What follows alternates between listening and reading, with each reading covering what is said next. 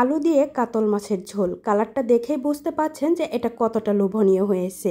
আমি কথা দিচ্ছি যে একবার এই রান্নাটা খাবে সে এই রান্নাটার ফ্যান হয়ে যাবে। বিসমিল্লাহির রহমানির রহিম। আসসালামু আলাইকুম, ওয়েলকাম টু চ্যানেল। আপনারা সবাই কেমন আছেন? আশা করছি অনেক বেশি ভালো আছেন। আমার আজকের রেসিপিটা হচ্ছে আলু দিয়ে কাতল মাছের ঝোল। দেখতেই পাচ্ছেন যে কতটা লোভনীয়, আর রান্না করাটাও কিন্তু অনেক বেশি সহজ। খুব সহজেই ঘরে থাকা মশলা দিয়ে আপনারা এই রান্নাটা করে নিতে পারবেন। তাহলে চলুন রেসিপিটা দেখে নেওয়া যাক। এখানে আমি 4 পিস কাতল মাছ নিয়েছি। আপনারা চাইলে রুই মাছ দিয়েও এই রান্নাটা করতে পারবেন। তারপর মাছের উপর দিয়ে দিলাম হাফ চামচ হলুদের গুঁড়া আর স্বাদ মতো লবণ। খুব ভালো করে হলুদ আর লবণটাকে মাছের গায়ে মাখিয়ে নিতে হবে।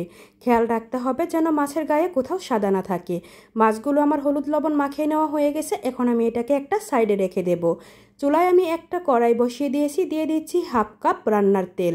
তেলটা আমি এখানে একটু বেশি করে দিয়েছি। এই তেলেই আমি পুরোটা রান্না কমপ্লিট করব।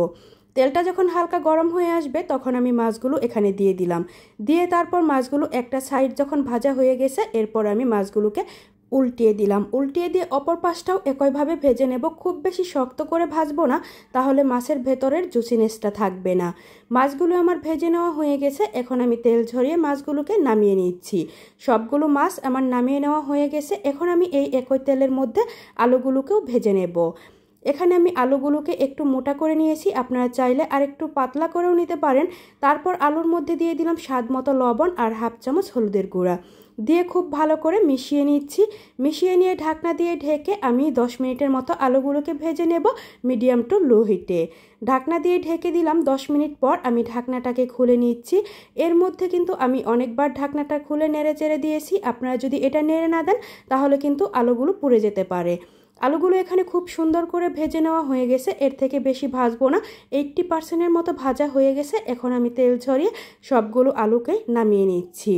সবগুলো আলু আমার নামিয়ে নেওয়া হয়ে গেছে। এখন এখানে দিয়ে দেব হাফ চামচ কালো জিরা আর দিয়ে দিচ্ছি হাফ কাপ পরিমাণ পেঁয়াজ কুচি। দিয়ে চুলার জালটাকে বাড়িয়ে দিয়ে অনবরত নেড়ে চেড়ে পেঁয়াজটাকে নরম করে ভেজে নেব। পেঁয়াজটা এখানে লাল করে ভাজবেন না, তাহলে কিন্তু তরকারি কালারটা কালো হয়ে যাবে। পেঁয়াজটা ভেজে নেওয়া হয়ে গেছে। এখন চুলার জালটাকে কমিয়ে দিয়ে দিলাম হাফ চামচ হলুদের গুঁড়া, 1 চামচ মরিচের গুঁড়া, 1 চামচ ধনিয়ার গুঁড়া, হাফ চামচ জিরার গুঁড়া আর স্বাদ মতো লবণ দিয়ে তারপর তেলের সাথে মিশিয়ে নিচ্ছি। এভাবে তেলের উপরে গুঁড়া মশলাটা দিলে খুবই সুন্দর একটা কালার আসে। তারপর 2 চামচ আদা রসুন বাটা দিয়ে দিলাম। দিয়ে 1 মিনিট অল্প আঁচে এটাকে আমি ভেজে নেব। এতে করে আদা রসুনের কাঁচা গন্ধটা চলে যাবে। আমার এখানে এই মশলাটাও ভেজে নেওয়া হয়ে গেছে। এখন আমি এখানে দিয়ে দেব হাফ কাপ পরিমাণ পানি। পানি দিয়ে মশলাটাকে খুব ভালো করে 4 থেকে 5 মিনিট কষিয়ে নেব।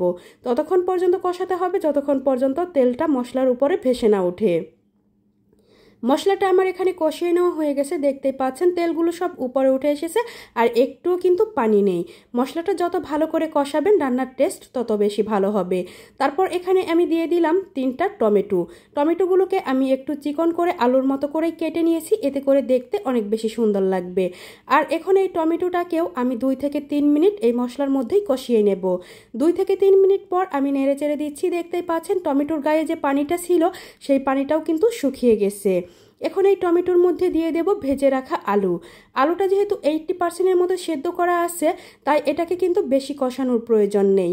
মশলার সাথে খুব ভালো করে মিশিয়ে নিয়ে ঢাকনা দিয়ে ঢেকে 3 মিনিটের মতো আমি এই আলুটাকে কষিয়ে নেব।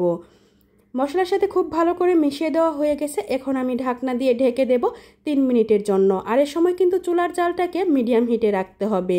আমি কিন্তু এটা কষানোর সময় কোনো রকম পানি ব্যবহার করিনি। মশলা আর তেলের মধ্যেই কিন্তু আলুটাকে আমি কষিয়ে নিয়েছি। আলুটা এখানে কষিয়ে নেওয়া হয়ে গেছে। এখন আমি এখানে দিয়ে দেব ঝোলের জন্য পানি।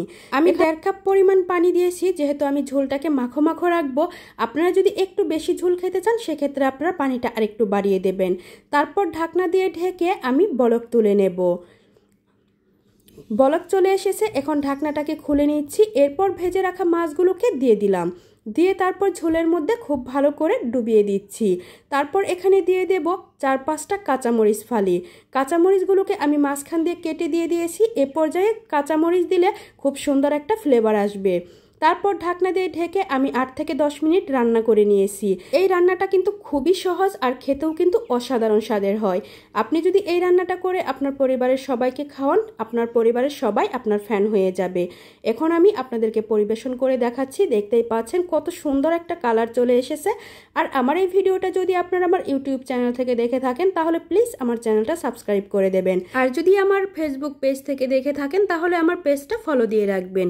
আমি আপনাদেরকে একটু খেয়ে দেখাচ্ছি। আলহামদুলিল্লাহ, এত বেশি মজার হয়েছে যা বলে আপনাদেরকে বোঝাতে পারবো না। আপনারা অবশ্যই একবার হলেও এই রেসিপিটা ট্রাই করবেন। শুধু ঝোল দিয়েই 2 প্লেট ভাত খেয়ে নেওয়া যাবে। এত বেশি মজার হয়েছে, আমি 1 নিমেষেই সবগুলো ভাত খেয়ে নিয়েছি। আপনারাও একবার অবশ্যই ট্রাই করবেন। সবাই ভালো থাকবেন। আল্লাহ হাফেজ। আসসালামু আলাইকুম।